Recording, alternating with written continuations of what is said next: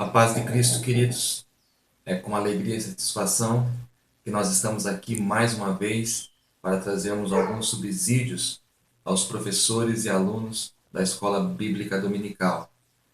Desta feita, nós chegamos à lição de número 13, encerrando este ano, encerrando esse trimestre da EBD, o qual foi muito abençoado para nós. Eu quero agradecer a todos que nestes 2 meses que nós iniciamos aqui neste canal no YouTube, trazendo subsídios, estão assistindo, divulgando, se inscrevendo neste canal. Nosso único objetivo é sermos um canal de bênção para a sua vida. Lição de número 13, José, a realidade de um sonho. No primeiro momento, eu destaco quem era José. José é o 11º filho de Jacó e o primeiro filho de Raquel, que até então era estéril. O nome José significa o Senhor acrescenta, ou Jeová acrescenta, porque Raquel, que era estéril, quando ela dá a luz a José, ela ora a Deus dizendo que o Senhor me acrescente um outro filho. Portanto, José significa o Senhor acrescenta. José é um marco decisório na vida de Jacó, porque quando ele nasce, diz a Bíblia que Jacó decide sair da casa de Labão, seu tio, e voltar para a terra de Isaac, seu pai.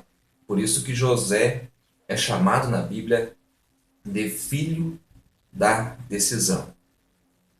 José também ele era amado e preferido por seu pai, por ser o filho da sua velhice e principalmente por ser filho de Raquel, a esposa a qual Jacó muito amava. No capítulo 37 de Gênesis, nós vemos que José ele tem sonhos. Ele tem 2 sonhos. O primeiro dele, eles estavam no campo, né, atando molhos, né, e o molho de José estava em pé, e os molhos de seus irmãos eles se inclinavam perante o molho de José. Quando José conta este sonho aos seus irmãos, os mesmos ficaram muito irritados, dizendo: acaso tu reinarás sobre nós? Passado não muito tempo, José tem um outro sonho em que o sol, a lua e as estrelas se inclinavam perante ele.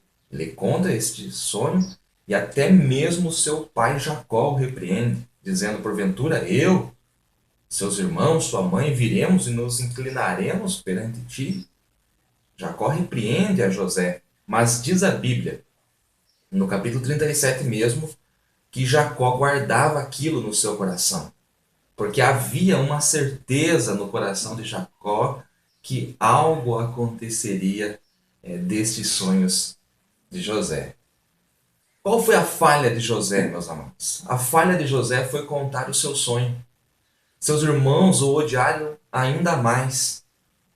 Certa vez, quando Jacó manda que José vá ao campo onde eles estavam trabalhando, e eles veem José chegando, eles dizem: lá vem um sonhador, vamos matá-lo. Rubem diz: vamos matar esse sonhador para nós vermos aonde vai parar os seus sonhos. E aí Judá vem e diz: não, que proveito teria nós matarmos nosso irmão? Vamos vendê-lo. Porque hoje, no nosso meio, nós temos muitos que estão matando irmãos, matando os sonhos dos seus próprios irmãos. Mas nós temos também em nosso meio aquele que diz: não, não vamos matar, vamos apenas vender o irmão. Esse é um campo que você pode explorar muito aí na sua aula, né? Judá, portanto, dá a ideia de apenas vender José aos ismaelitas.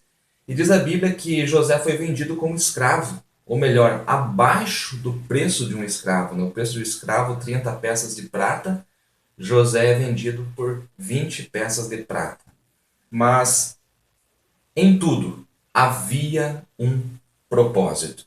Qual era o propósito? A sobrevivência da descendência de Israel.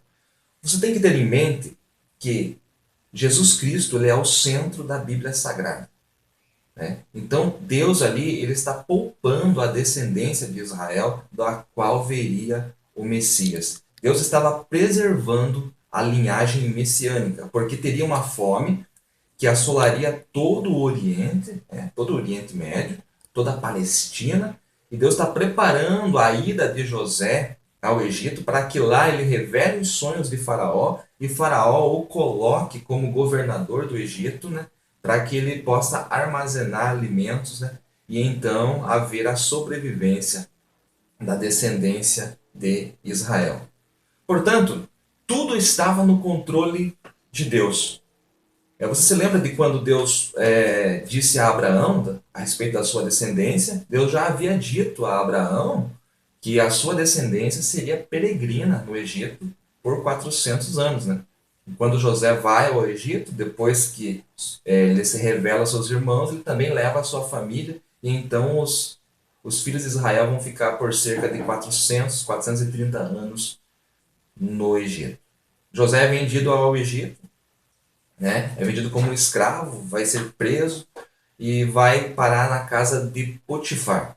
E José pagou caro pelo seu temor a Deus, porque José era um rapaz temente, fiel a Deus. Ele foi acusado injustamente quando a esposa de Potifar tenta se deitar com ele, ele foge dela e ele é acusado de tentar sediá-la. Por esse motivo, ele foi preso injustamente, colocado numa prisão. Quem deveria se lembrar de José não se lembrou, mas diz a Bíblia algo muito importante. Em tudo que José colocava as mãos, Deus prosperava.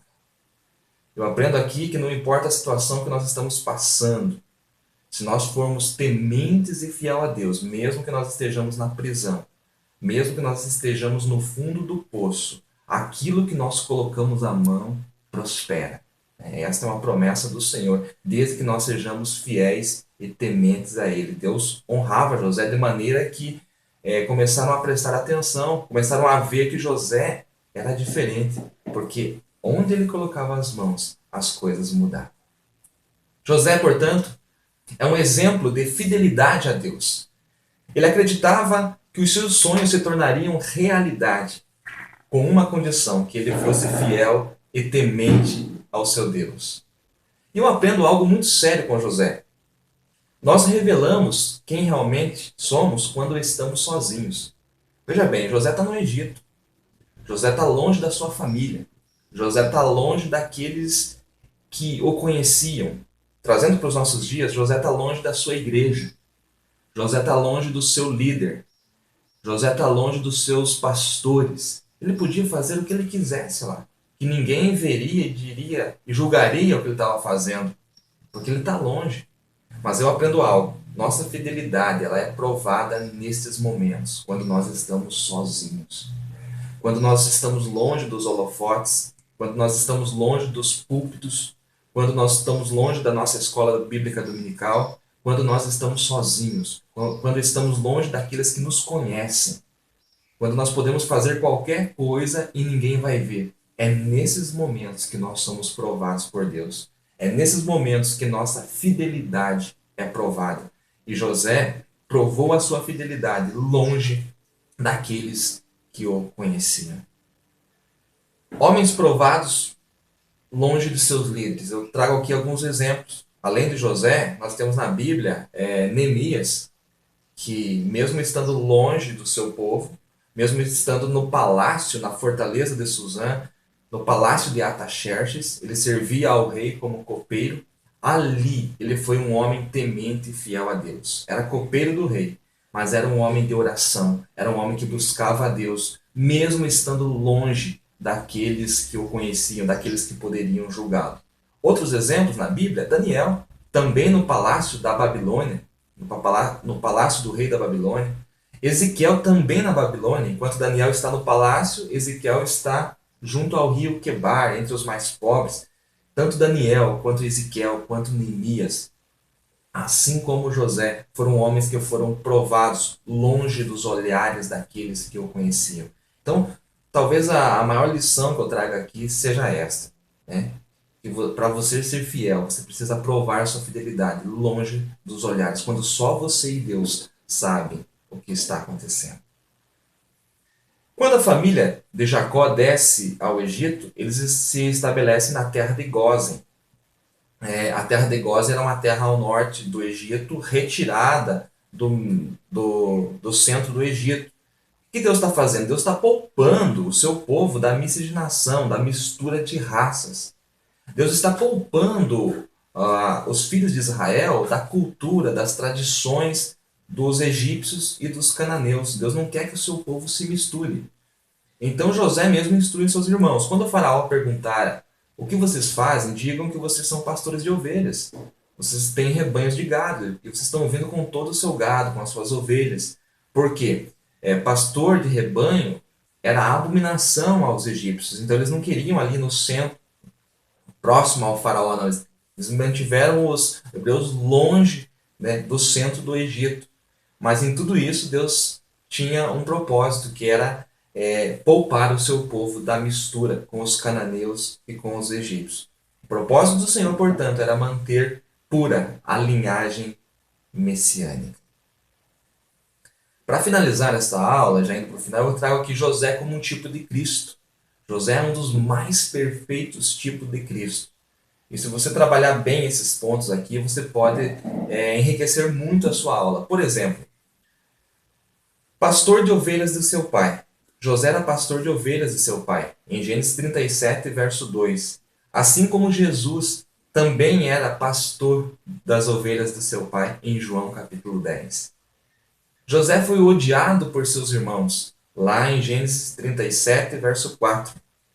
Assim como Jesus também foi odiado pelos judeus, lá em João 7, versos 4 a seguir.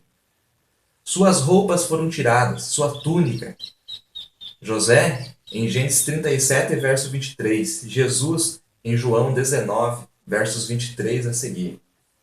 Ambos foram vendidos como escravo. José foi vendido abaixo do preço de um escravo. Jesus foi vendido por 30 moedas de prata como um escravo.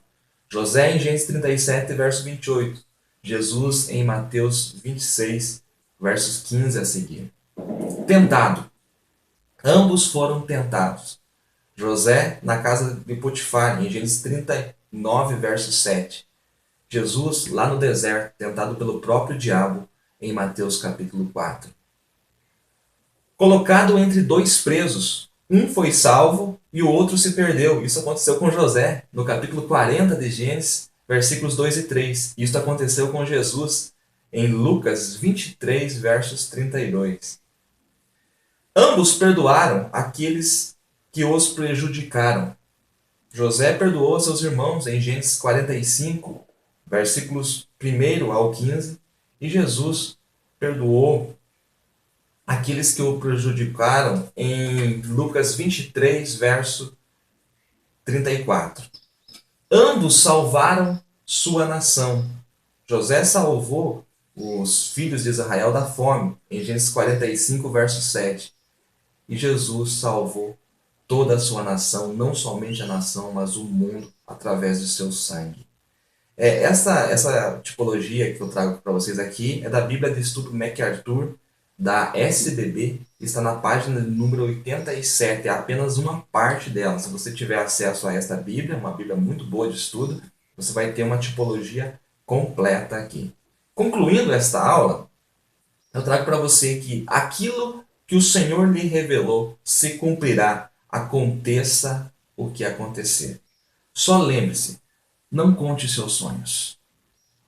O maior problema nosso é querermos divulgar aquilo que Deus nos revela, quando na verdade muitos dos que nos ouvem não têm a capacidade, não têm o discernimento para ouvir. E ao invés de nos ajudar, eles vão tentar matar os nossos sonhos. Muitos hoje estão com seus sonhos morrendo, porque contaram o seu sonho antes do momento certo. Aquilo que o Senhor tem te dado, aquilo que o Senhor tem lhe revelado, que vai fazer através da sua vida, através do seu ministério, tem coisas muitas vezes que nós temos que manter o segredo, que nós temos que guardar somente entre nós e o nosso Deus. E no momento certo,